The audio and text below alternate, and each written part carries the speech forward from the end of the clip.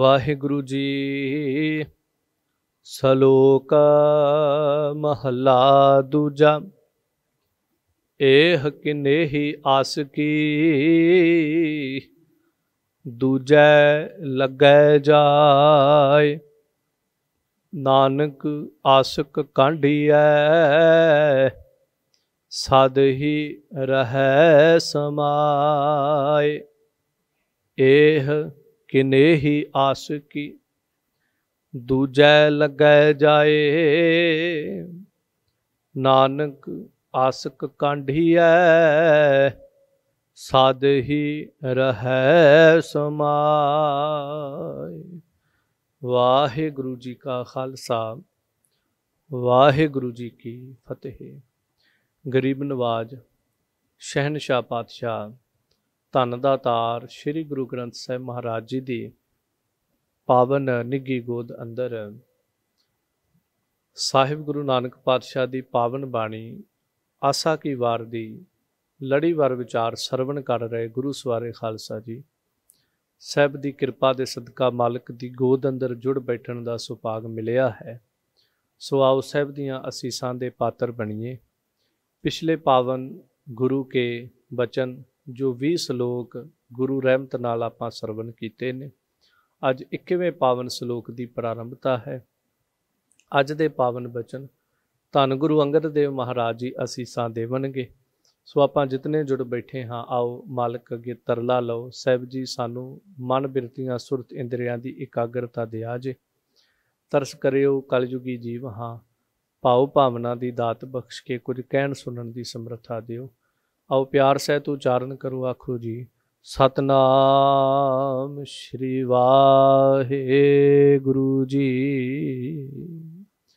सलोक महला दूजा। धन गरीब नवाज गुरु अंगद देव महाराज जी अज दे इस पावन वार दे 21वें श्लोक के अंदर किरपा करनगे। इस पावन बचन अंदर पहले हिस्से अंदर पहले श्लोक अंदर साहब उन्हां आशकां दी गल करनगे जिहड़े सच्चे हन ते जिहड़े झूठे हन। भाव एक ऐसी आशकी है, कैसा प्रेम है जिहड़ा स्वार्थ दे हित कीता जा रहा है। एक ऐसा प्रेम है जिहड़ा दुविधा दे विच कीता जा रहा है। कैसा प्रेम है जिहड़ा मालक नूं छड्ड के दूजियां दरां दी झाक रख के कीता जा रहा है। फिर उस तो अगले वचन अंदर साहब किरपा करनगे, एक पासे सेवक होवे, दूजे पासे जवाब भी देंदा फिरे, पासे सेवादार होवे, दूजे पासे ना नुकर भी करदा होवे। कैसा सेवादार है, ये दो गल्लां कदी प्रवान नहीं हो सकदियां। फिर पौड़ी अंदर धन गुरु नानक देव महाराज आसीस बख्शणगे, उस मालक नूं सेव, याद कर, प्यार कर, स्नेहों कर, मुहब्बत कर, जिस नूं सेवन संभालण दे नाल, याद करन दे नाल जीवन दा भला हुंदा है। मंदा जिंदगी चों खत्म हो जाता है ते नाल उस मालक दे दर ते प्रवान होईदा है। इस तरह की घाल जिहड़ी सो घल नहीं कर। सो इस तरह साहब जी अज सानू इशारे देणगे। आओ जितने जुड़ बैठे हो साहब तो एकाग्रता मंगो ते सरवण करो। एह किनेही आस की, दूजै लगै जाए।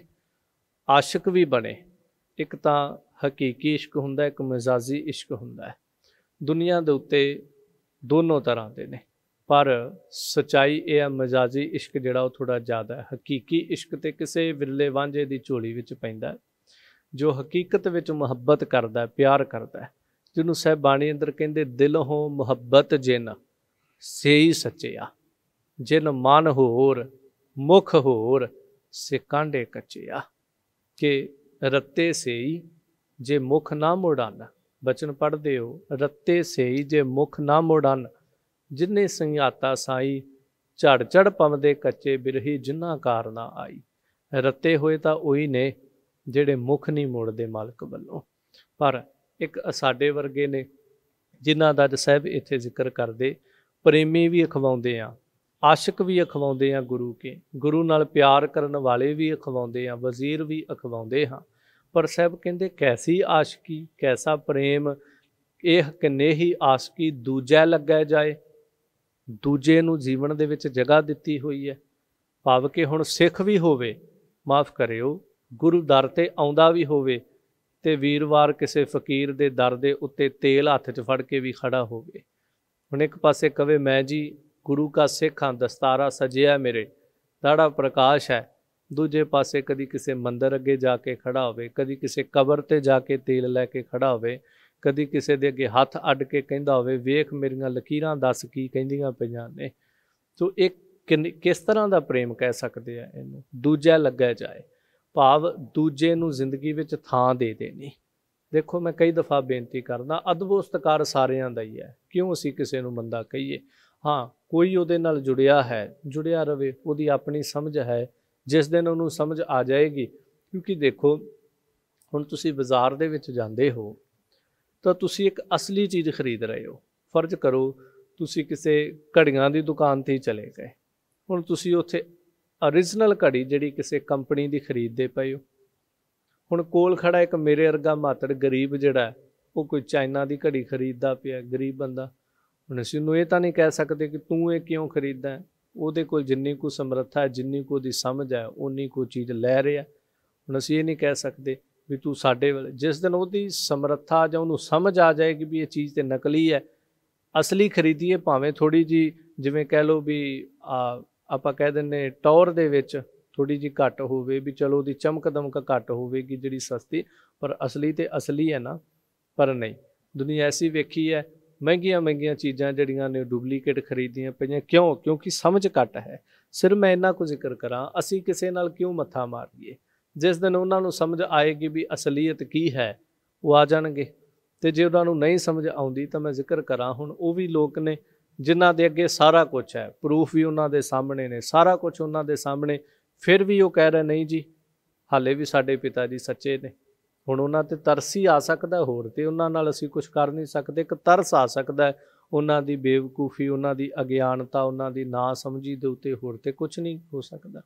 ਸੋ ਖੈਰ ਮੈਂ ਇੱਥੇ ਜ਼ਿਕਰ ਕਰਾਂ, ਦਾਤਾਰ ਪਾਤਸ਼ਾਹ ਜੀ ਕਹਿੰਦੇ ਕੈਸੀ ਆਸ਼ਕੀ, ਕੈਸਾ ਪ੍ਰੇਮ ਕਿ ਇੱਕ ਪਾਸੇ ਦੂਜੇ ਨੂੰ ਆਪਣੇ ਅੰਦਰ ਜਗ੍ਹਾ ਦੇ ਦੇਣੀ, ਇਹ ਮਾੜਾ ਹੈ। ਪੁਸਤਕਾਰ ਠੀਕ ਹੈ ਅਸੀਂ ਸਾਰਿਆਂ ਦਾ ਕਰਦੇ ਹਾਂ, ਪਰ ਆਪਣੇ ਜੀਵਨ 'ਚ ਪਤੀ ਤੋਂ ਬਿਨਾਂ ਜਿਹੜੀ ਅਸਲ ਪਤੀਵ੍ਰਤਾ ਇਸਤਰੀ ਹੈ ਨਾ, ਉਹ ਜੇਠ ਦਾ ਵੀ ਸਤਿਕਾਰ ਕਰਦੀ, ਉਹ ਦਿਓਰ ਦਾ ਵੀ ਸਤਿਕਾਰ ਕਰਦੀ, ਸਭਨਾਂ ਨੂੰ ਜਿਉਂ ਆਇਆ ਕਹਿੰਦੀ, ਪਰ ਉਹ ਆਪਣੇ ਦਿਲ ਦੇ ਅੰਦਰ ਪਤੀ ਤੋਂ ਬਿਨਾਂ ਕਿਸੇ ਨੂੰ ਥਾਂ ਨਹੀਂ ਦਿੰਦੀ ਗੀ। ਇਸ ਤਰ੍ਹਾਂ ਗੁਰੂ ਕਾ ਸਿੱਖ ਹੈ, ਉਹ ਗੁਰੂ ਤੋਂ ਬਿਨਾਂ ਆਪਣੇ ਅੰਦਰ ਕਿਸੇ ਨੂੰ ਜਗ੍ਹਾ ਨਹੀਂ ਦਿੰਦਾ। ਤਾਂ ਸਾਹਿਬ ਕਹਿੰਦੇ ਫਿਰ ਉਹ ਆਸ਼ਕੀ ਕਾਹਦਾ ਹੋਇਆ? ਨਾਨਕ ਆਸ਼ਕ ਕਾਂਢੀ ਹੈ ਸਦ ਹੀ ਰਹਿ ਸਮਾਏ। ਸੱਚਾ ਆਸ਼ਕ ਤੇ ਉਹਨੂੰ ਕਿਹਾ ਜਾ ਸਕਦਾ, ਉਹਨੂੰ ਅਸੀਂ ਕਹਿ ਸਕਦੇ, ਕੱਢਿਆ ਜਾ ਸਕਦਾ ਸੰਸਾਰ ਤੇ ਵੱਖਰਾ, ਜਿਹੜਾ ਸਦ ਹੀ ਰਹਿ ਸਮਾਏ, ਜਿਹੜਾ ਸਦਾ ਮਾਲਕ ਦੇ ਹੁਕਮ ਅੰਦਰ ਸਮਾਇਆ ਰਵੇ, ਜਿਹੜਾ ਸਦਾ ਆਪਣੇ ਰਹਿਬਰ ਪਾਤਸ਼ਾਹ ਦੇ ਦਰ ਦਾ ਚਾਕਰ, ਗੁਲਾਮ, ਸੇਵਾਦਾਰ, ਭੀਖਕ, ਮੰਗਤਾ ਹੋ ਕਰਕੇ, ਆਸ਼ਰਿਤ ਹੋ ਕਰਕੇ ਜਿਉਵੇ। ਇਹ ਨਹੀਂ ਇੱਕ ਪਾਸੇ ਪ੍ਰੇਮੀ, ਜੇ ਲੋੜ ਪੂਰੀ ਹੋ ਗਈ ਤੇ ਪ੍ਰੇਮੀ, ਨਹੀਂ ਲੋੜ ਪੂਰੀ ਹੋਈ ਤੇ ਕਿਸੇ ਦੂਜੇ ਦਾ ਬੂਹਾ ਖੜਕਾਵਾਂਗੇ। ਸੋ ਇਸ ਲਈ ਗੁਰੂ ਅੰਗਦ ਦੇਵ ਮਹਾਰਾਜ ਕਹਿੰਦੇ ਜਿਹੜਾ ਸਦ ਹੀ ਰਹਿ ਸਮਾਏ, ਉਹ ਪੁੱਠੀਆਂ ਖੱਲਾਂ ਲਵਾ ਕਰਕੇ ਵੀ ਤਾਂ ਵੀ ਮਾਲਕ ਦੇ ਦਰ ਤੋਂ ਮੂੰਹ ਨਾ ਮੋੜੇ। ਉਸ ਪ੍ਰੇਮੀ ਦੀ ਇੱਥੇ ਗੱਲ ਹੈ ਜਿਹਨੂੰ ਭਗਤ ਜੀ ਬਚਨ ਕਹਿੰਦੇ, ਕਰਵਤ ਭਲਾ ਨਾ ਕਰਵਟ ਤੇਰੀ, ਲਾਗ ਗਲੇ ਸੁਨ ਬਿਨਤੀ ਮੇਰੀ, ਹਉ ਵਾਰੀ ਮੁਖ ਫੇਰ ਪਿਆਰੇ, ਕਰਵਟ ਦੇ ਮੁਕੋ ਕਾਹੇ ਕੋ ਮਾਰੇ। ਕਿ ਮਾਲਕਾ ਸਿਰ ਤੇ ਆਰਾ ਚਲਵਾਉਣਾ ਜਿਹੜਾ ਮਨਜ਼ੂਰ ਹੈ, ਪਰ ਤੂੰ ਮੁਖ ਮੋੜ ਲਵੇਂ ਉਹ ਸਾਨੂੰ ਮਨਜ਼ੂਰ ਨਹੀਂ ਹੈ। ਤੇਰੇ ਤੋਂ ਟੁੱਟਣਾ, ਕਿਸੇ ਦੂਜੇ ਦਰ ਦੇ ਮੁਥਾਜ ਹੋਣਾ ਮਨਜ਼ੂਰ ਨਹੀਂ। ਇਸੇ ਲਈ ਭਗਤਾਂ ਨੇ ਬਚਨ ਕਿਹਾ ਸੀ ਕਿ ਫਰੀਦਾ ਬਾਰ ਪਰ ਆਇਆ ਬੈਸਨਾ, ਸਾਈਂ ਮੁਝੈ ਨਾ ਦੇਹ, ਜੇ ਤੂੰ ਇਹ ਵੈ ਰਖਸੀ ਤਾਂ ਜੀਓ ਸਰੀਰੋਂ ਲੈ। ਕਿ ਮਾਲਕਾ ਪਰਾਏ ਦੇ ਦਰਵਾਜ਼ੇ ਤੇ ਬਹਿਣਾ ਨਾ ਮੈਨੂੰ ਦਈ। ਜਿਸ ਦਿਨ ਮੇਰੀ ਜ਼ਿੰਦਗੀ 'ਚ ਮਾੜਾ ਸਮਾਂ ਆਵੇ ਕਿ ਮੈਨੂੰ ਤੇਰਾ ਦਰ ਛੱਡ ਕੇ ਕਿਸੇ ਦੂਜੇ ਦੇ ਦਰਵਾਜ਼ੇ ਤੇ ਜਾ ਕੇ ਬਹਿਣਾ ਪਵੇ, ਉਸ ਦਿਨ ਕਿਰਪਾ ਕਰਦੀ ਜੀਓ ਸਰੀਰੋਂ ਲੈ। ਇਸ ਸਰੀਰ 'ਚੋਂ ਜਿੰਦ ਕੱਢ ਲਈ ਮੇਰੇ, ਮੈਨੂੰ ਉਹ ਪ੍ਰਵਾਨ ਹੈ, ਪਰ ਤਰਸ ਕਰੀ ਮੈਨੂੰ ਦੂਜੇ ਦੇ ਦਰਾਂ ਤੇ ਰੁਲਣ ਨਾ ਦੇਈ ਕਦੀ। ਆਹ ਹੁੰਦੀ ਆਸ਼ਕੀ, ਆਹ ਹੁੰਦਾ ਪ੍ਰੇਮ।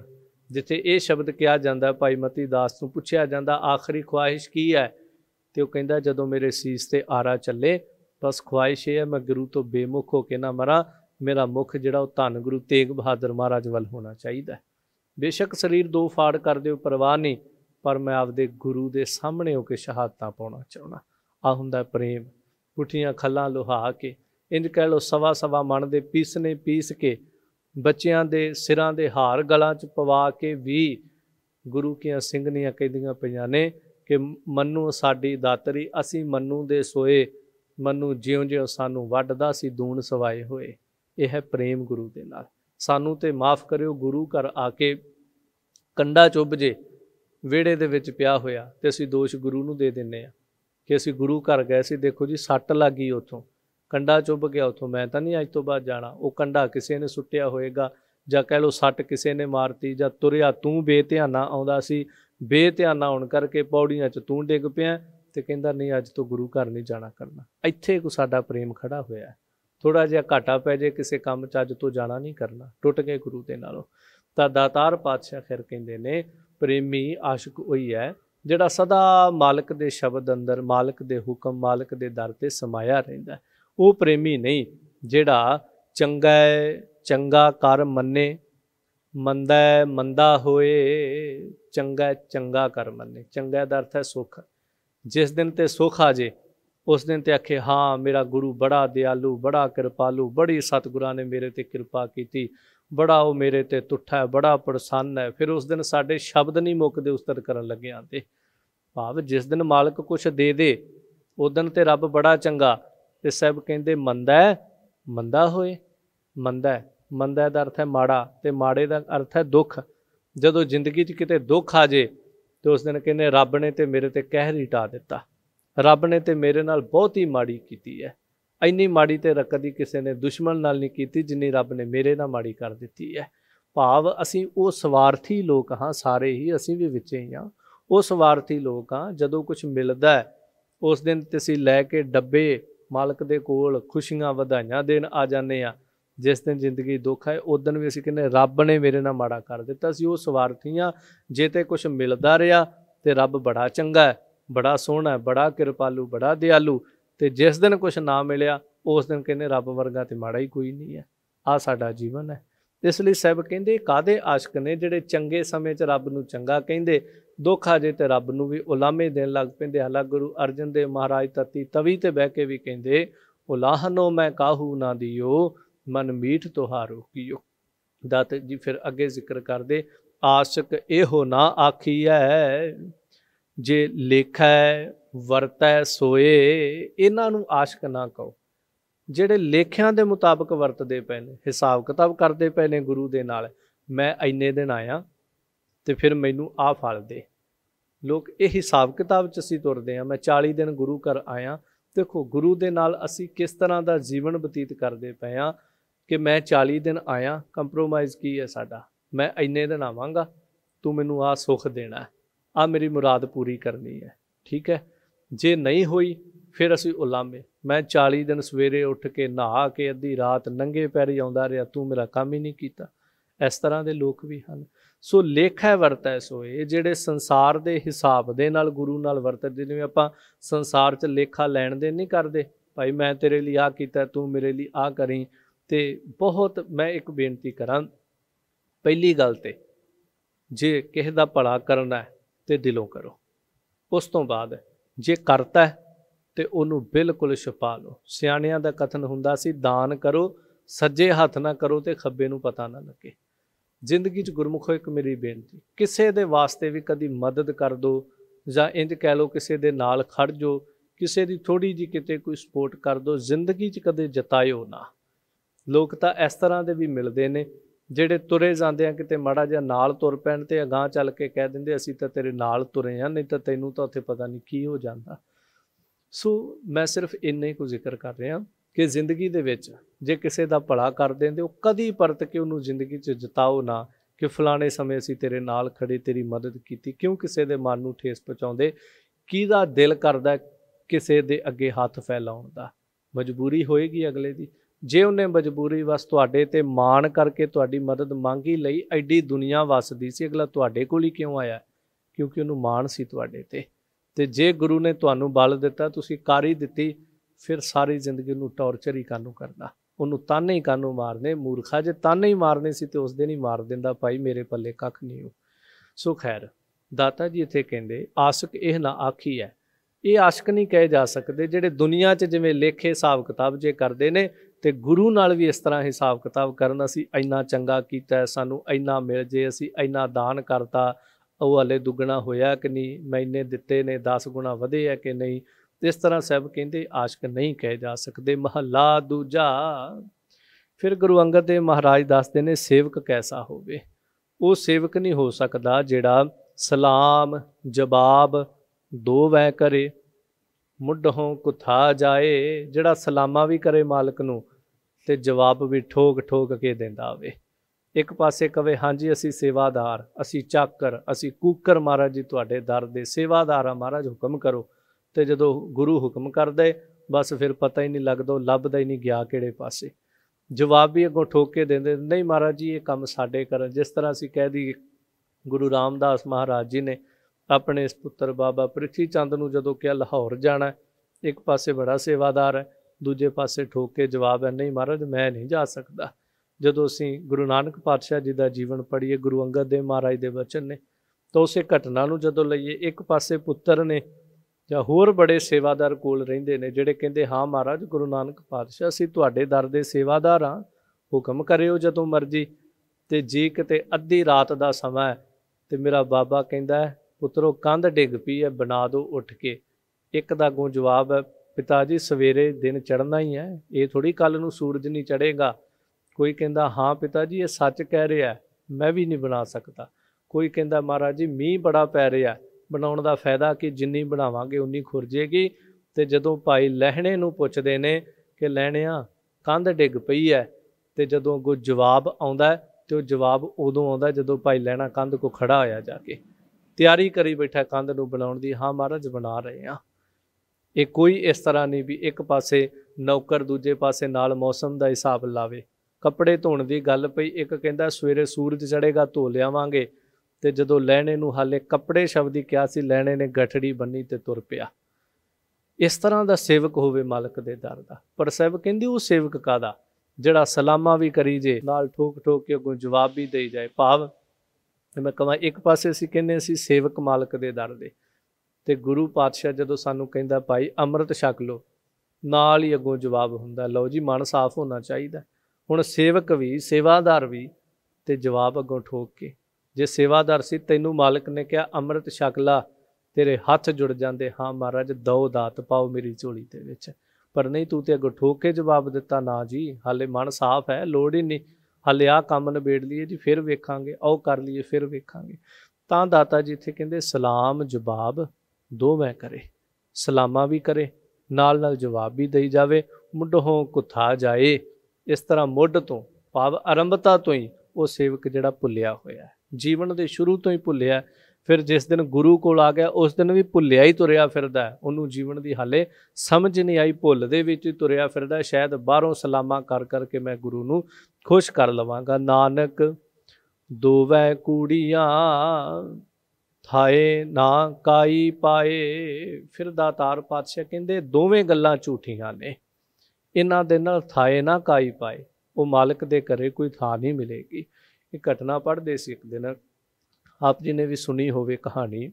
ਸਾਧੂ ਦੇ ਕੋਲ ਇੱਕ ਦਫਾ ਇੱਕ ਸੇਵਾਦਾਰ ਰਹਿੰਦਾ ਹੈ, ਤੇ ਵੱਖ-ਵੱਖ ਜਿਤਨੀਆਂ ਵੀ ਕਿਤਾਬਾਂ 'ਚੋਂ ਕਹਾਣੀ ਜਿੰਨੀ ਕੁ ਵਾਰ ਮੇਰੀ ਜ਼ਿੰਦਗੀ 'ਚੋਂ ਮੈਨੂੰ ਪੜ੍ਹਨ ਦਾ ਅਵਸਰ ਮਿਲਿਆ, ਹਰ ਵਾਰ ਉਹਦੇ 'ਚ ਉਦਾਹਰਨਾਂ ਵੱਖਰੀਆਂ ਸੀ। ਸੋ ਭਾਵ ਸਿਰਫ ਇੰਨਾ ਕੁ ਲੈਣਾ, ਉਹ ਜਿਹੜਾ ਸਾਧੂ ਸੀ ਆਪਣੇ ਸੇਵਾਦਾਰ ਨੂੰ ਜਿਹੜਾ ਦਿਨ ਰਾਤ ਕਹਿੰਦਾ ਸੀ ਮਹਾਰਾਜ ਤੁਹਾਡੇ ਸੇਵਕ ਤੁਹਾਡੇ ਸੇਵਾਦਾਰ ਹੁਕਮ ਕਰੋ, ਉਹ ਸਾਧੂ ਨੇ ਇੱਕ ਦਿਨ ਸੁਭਾਵਕ ਕਹਿ ਦਿੱਤਾ ਜਾ ਪਿੰਡ ਦੇ ਵਿੱਚੋਂ ਪ੍ਰਸ਼ਾਦਾ ਲੈ ਆ।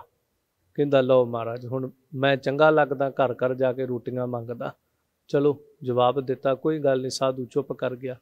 ਰਾਤ ਦਾ ਸਮਾਂ ਹੈ, ਜਦੋਂ ਆ ਝੌਂਪੜੀ ਜਿਹੜੀ ਸੀਗੀ, ਛੰਨ ਜਿਹੜੀ ਸੀ, ਕੁੱਲੀ ਜਿਹੜੀ ਸੀ ਜਿਵੇਂ ਕਹਿ ਦਿਓ ਆਸ਼ਰਮ ਦੀ ਜਿੱਥੇ ਉਹ ਚੋਣ ਲੱਗੀ, ਤੇ ਸਾਧੂ ਉਹਨੂੰ ਕਹਿੰਦਾ ਵੀ ਸੇਵਕਾ ਛੱਤ ਚੋਂਦੀ ਪਈ ਹੈ, ਤੇ ਇੰਝ ਕਰ ਮੈਂ ਤੈਨੂੰ ਮਿੱਟੀ ਫੜਾਉਣਾ ਥੱਲਿਓਂ, ਤੇ ਤੂੰ ਛੱਤ ਤੇ ਚੜ੍ਹ ਤੇ ਲਿਪ ਦੇ ਇਹਨੂੰ, ਨਹੀਂ ਤਾਂ ਐਸਾ ਨਾ ਹੋਵੇ ਸਾਰੀ ਰਾਤ ਚੋਂਦੀ ਰਹੇ ਕਿਤੇ ਡਿੱਗ ਹੀ ਪਏ।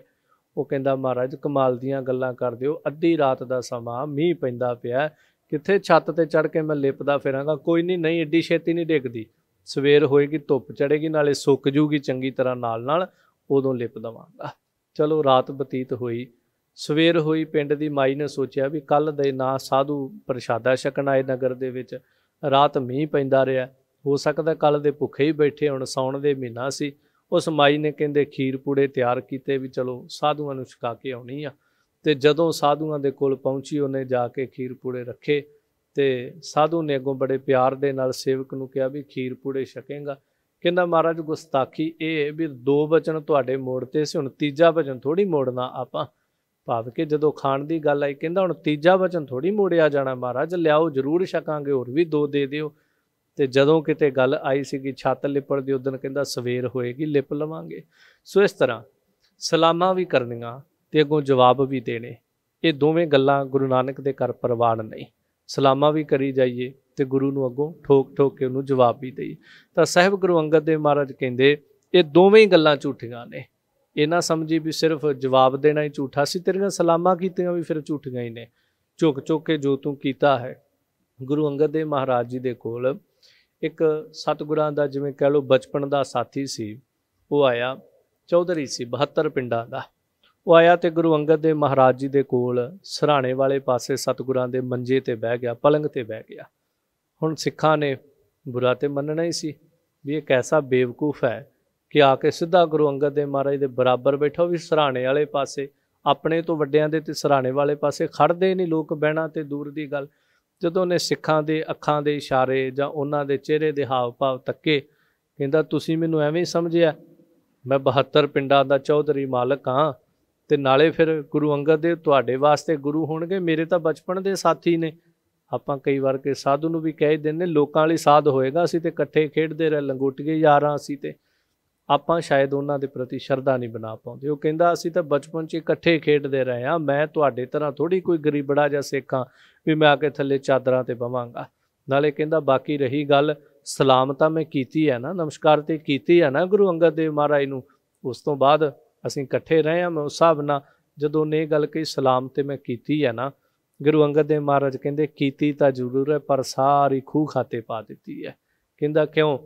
महाराज कहते सलामा करन तो बाद हुण जिहड़ा कुछ करदा पिया इहदे नाल सारा कुछ ही खत्म हो गया। सो इस तरह गुरु अंगद देव महाराज इत्थे भी कह रहे ये दोवें गल्लां जिहड़ियां झूठियां, इन्हां नाल मालक दे घर थां नहीं मिलदी। पौड़ी जित सेविया सुख पाईऐ, सो साहिब सदा संभालीऐ। जिस मालक नूं सेवन दे नाल, याद करन दे नाल, सिमरन करन दे नाल सुख पाईऐ, सुख प्राप्त होवे, तां साहिब कहंदे भलिया उस नाम नूं, उस गुरु के शब्द नूं, उस गुरु नूं रोज़ अपने हिरदे च संभालना कर। क्योंकि जदों सानूं पता होवे फलानी थां ते सुख है पर रोज़ जाने आ, जिस तरह नौकरी दे विच सुख है, कमाई आउंदी, बंदा रोज़ सवेरे उठ के तुर पैंदा झोला चुक के बैग चुक के उधर नूं। क्यों? क्योंकि उत्थों सुख मिलदा, दुकान ते सुख मिलदा, माया आउंदी पई है बिना कहे तो। जे उहनूं कह भी दो अज दुकान ते ना जाई, घर दे काम करने लै ना जाना है, काम है, पैसा कित्थों आऊगा? उत्थे सुख मिलदा पिया, रोकदियां होया भी उहनूं फड़ फड़ के बाओ भी रिश्तेदारी च जाना, आ काम करने, बंदा तां भी भज भज के उधर नूं जाएगा। जां उस तो बाद इंज कह लईए जिवें कई लोग, मैं पिछे भी जिक्र किया, कोई कबरां ते जांदा, कोई किते जांदा, उहनूं मन दा सुख जिहा महसूस हुंदा है, होवे प्राप्त भावें ना ही होवे, ਉਹ लम्मे पै पै के भी जाते मैं वेखे ने। सो इस तरह साहब कहते असल विच गुरु के दर तो सारा सुख प्राप्त हुंदा है। ते भलिया जिवें बाहरी तौर ते जिथों सुख प्राप्त होवे तू दौड़ दौड़ के जाना है, मालक दे दर नूं, मालक नूं कदी याद कर, गुरु के शब्द की कमाई कर, सुख प्राप्त होएगा। ते जिथों आत्मक अध्यात्मिक सुख प्राप्त होवे सो साहिब सदा संभाली है, उस मालक नूं सदा संभाल, सदा याद कर। जित कीता पाईऐ अपना, सा घाल बुरी क्यों घाली है। जिस घालना दे घालन दे नाल कीता अपना पाउना है, क्योंकि जो असी करांगे, जो मैं किया सो मैं पाया, दोष न दीजै अवर जना। जो कीता है वो असी पाउना है, पा रहे हैं। तां साहब कहंदे फिर इंज कर, घाल बुरी क्यों घाली है। जदों तैनूं पता है माड़े कमां दा नतीजा माड़ा ही निकलना है, पाप का नतीजा सज़ा ही निकलनी है, चोरी का नतीजा जिहड़ा वो सज़ा मिलनी है, तो फिर घाल बुरी क्यों घाली है। मंदियां घालना घालदा ही क्यों है। बाद च जू पछतावेगा भी मैनू आ जून मिल गई, मैनू आ दुख मिल गया, तू मंदा कर ही ना, माड़ा कर ही ना, माड़ी घालना जिहड़ी वो घाल ही ना। मंदा मूल ना कीचाई, दे लम्मी नदर ने हाली है। बिल्कुल मंदा ना कर, मूल का अर्थ है मुढ़ों भी, जड़ों माड़ा ना कर किसी का, ना मन के तल ते किसी का माड़ा कर, क्योंकि जरूरी नहीं तुसीं हत्थां नाल ही माड़ा करदे हो, तन नाल भी माड़ा हुंदा है, मन नाल भी माड़ा हुंदा है, बाणी करके भी माड़ा हुंदा है। पिछले श्लोकां जो साहब ने कहा सी नानक फिक्का बोलिया, जदों जबान करके किसी नूं फिक्का बोलता, हुण उहदे तुसीं हत्थां नाल ते मारिया कुछ नहीं है, उहदे तन नूं कोई जबान करके उहनूं माड़ा बोलता, इन्नी बेइज्जती कर दित्ती, बंदा घरे जाके फाह लैण नूं तैयार हो जांदा है। सो इस तरह कह दईए, साहब कहंदे मूलों ही माड़ा ना कर, दे लम्मी नज़र निहाली है, कुछ भी करन तो पहला लम्मी नज़र नाल वेख, जिवें आपां कहंदे ना दूर दा सोचिया करो भाई, एक तां दुनिया ते भी दूर दा सोची, अज मैं कर रिहा माड़ा, कोई पता नहीं समय दा, ये तां अज हो सुनाओ समुंदर में क्या जाना क्या होए, कल नूं मेरी जिंदगी ने की पलटा खा जाना पता नहीं है। इस करके दूर दा सोचिया कर भी जिंदगियां लंबेरियां होवणगियां ते पता नहीं की होएगा कल नूं। उस तो बाद वो अगांह भी सोचिया करके मालक दी दरगाह जाके हिसाब ते होना ही है, उत्थे भी तो मूँह विखाउणा है जाके, इत्थे दुनिया तो छुप लांगे, किसी दे नाल धोखा बेईमानियां चुगलियां कर लांगे, अगांह जाके मालक ते सब कुछ जानदा है। इस तरह लम्मी नज़र निहाली है, दूर तक सोचिया कर, इस लोक नूं छड्ड के परलोक तक सोचिया कर। फिर दातार जी कहंदे ज्यों साहिब नाल ना हारी है ते वेहा पासा ढाली है, उस तरह का पासा ढाल, भाव अपनी जिंदगी नूं उस पासे ले जाके खड़ा कर, अपनी जिंदगी नूं उस पासे विच ढाल दे, उस संचे विच पा दे, अपनी जिंदगी नूं उस लीह दे उत्ते पा दे, जिंदगी चो शुभ कर्म जिहड़े धारण कर ला, जिन्हां दे नाल जित ज्यों साहिब नाल ना हारी है, जिन्हां कर्मां नूं करन दे नाल मालक दे दर तो हार ना मिले, असी जिंदगी दी बाजी जित के ਉਹਦੇ दर ते प्रवान हो जाइए। सो इस तरह साहब जी कहते जिंदगी का पासा ढालना कर, किछ लाहे उपर घाली है। अखीर साहब बचन करते हैं, कुछ लाहा प्राप्त करने लई घालना घाल, बाकी जिन्नी घालना तू घाल लिया, संसार के लाहे प्राप्त करने लई घालदा मैं जी 8 घंटे मेहनत करदा, 12 घंटे मेहनत, संसार के लाहे ने, पर जिहड़ा करतार दे घर लाहा प्राप्त होना है, ਉਹਦੇ वास्ते भी नाम ध्या मशक्कतां घाल, ते साहब कहंदे किछ लाहे उपर घाली है, कोई घाल कमाई कर जिस दे नाल तैनूं परमेशर दे घर दे विच भी कोई लाहा प्राप्त होवे, तू मुख उजला लैके उस करतार दे परमेशर दे घरे जाए तो तैनूं गलवकड़ी दे विच लवे। सो इस तरह धन गुरु गुरु अंगद देव महाराज दे 2 सलोक अते गुरु नानक पातशाह दी पौड़ी दे समेत इस पावन वार दे 21 सलोक सरवण कीते ने। आपां होईयां बेअंत भुल्लां दी खिमा सहब समत दी दात बख्श निवाजना करना, ज्यों साहिब नाल ना हारी है ते वेहा पासा ढाली है, किछ लाहे उपर घाली है। वाहिगुरु जी का खालसा, वाहिगुरु जी की।